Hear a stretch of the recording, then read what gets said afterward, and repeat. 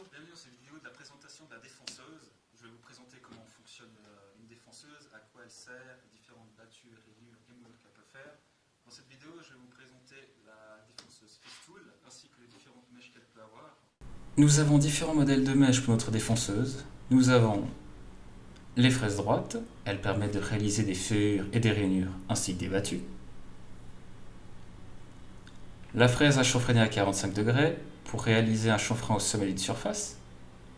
La fraise à fleuret droite.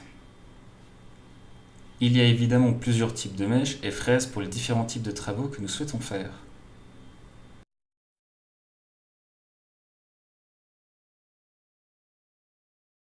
Alors, l'avantage qu'il y a à la défonceuse par rapport à ce qu'on peut utiliser sur une toupie, c'est que, comme on peut le voir, la défonceuse est beaucoup plus maniable. Donc, par exemple, si on veut faire une mortaise pour la serrure d'une porte, ma foi, on ne peut pas utiliser la toupie. Dans ce cas, on va utiliser une défonceuse si ma foi, on ne possède pas de mortaise. Pour monter une mèche sur la défonceuse, nous avons besoin, en l'occurrence dans ce modèle, de la pièce principale, de l'adaptateur, pour pouvoir mettre, si je veux faire une battue, une rainure. Voilà, par exemple, l'adaptateur pour pouvoir enfiler dans la défonceuse, pour pouvoir utiliser, par exemple, si on veut faire une battue, une rainure, la pièce d'avant. Il suffit de mettre l'adaptateur ensemble, mais avant, vous avez différents types, c'est pas toujours la même chose. Vous pouvez avoir, ça dépend de votre modèle de festool ou de défonceuse en général.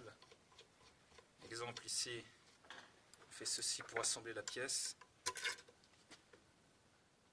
Voilà. Ensuite, ainsi, pour pouvoir faire l'assemblage ainsi.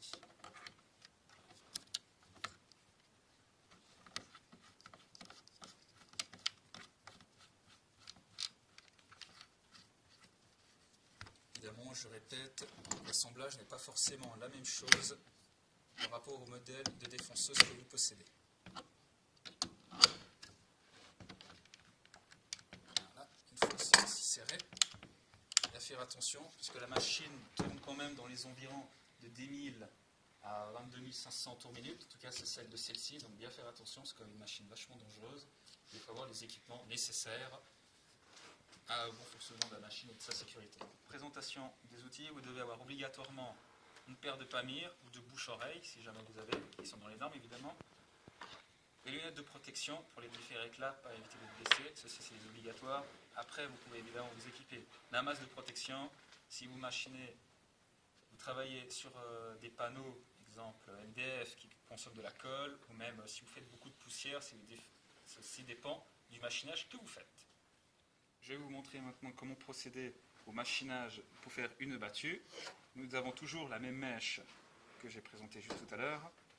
Alors, exemple, ici, si nous voulons faire une battue de 5 mm par 5 mm, ici, sur votre pièce, vous la fixez correctement, ça c'est important. Vous prenez votre défonceuse que vous pouvez alimenter évidemment avec une prise. Sur celle de mon modèle, c'est adaptable ou c'est sur une sauteuse de la même marque.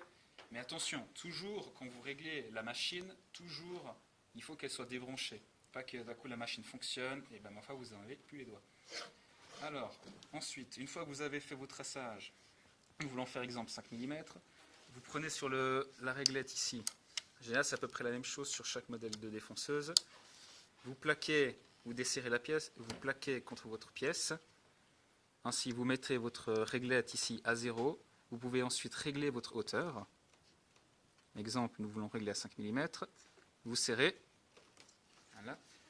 Vous lâchez. Et ensuite, normalement, la défonceuse est automatiquement réglée pour 5 mm. Ne peut pas aller plus profond. Elle reste battue. C'est nickel. Ensuite, pour pouvoir commencer, pour arriver à 5 mm de profondeur, c'est bon. Pour pouvoir arriver aux 5 mm, ici, nous avons besoin du guide. Nous installons ainsi.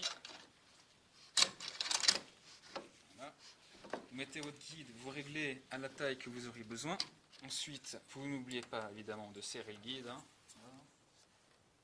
Hop.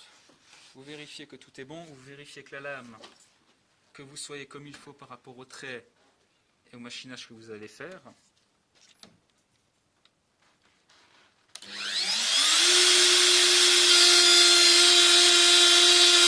Évidemment, vous pouvez toujours connecter la machine à un aspirateur via une pièce adaptable à elle.